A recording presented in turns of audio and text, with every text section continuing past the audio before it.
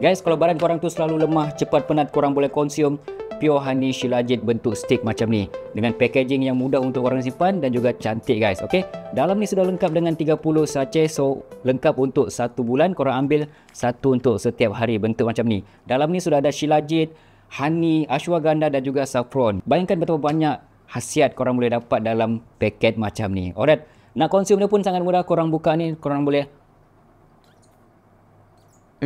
terus isap macam tu saja, dan kedua korang boleh masukkan campur dengan air masak guys. Okey.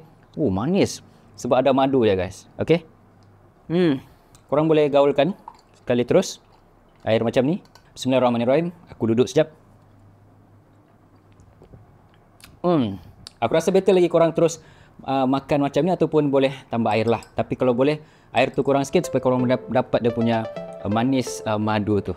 Mantap guys. So kalau korang minat nak dapatkan stick Pure Honey Shilajit ni, sudah ada honey, shilajit, ashwagandha dan juga saffron. Terus boleh check berapa harga korang dapat di bawah. Bye bye.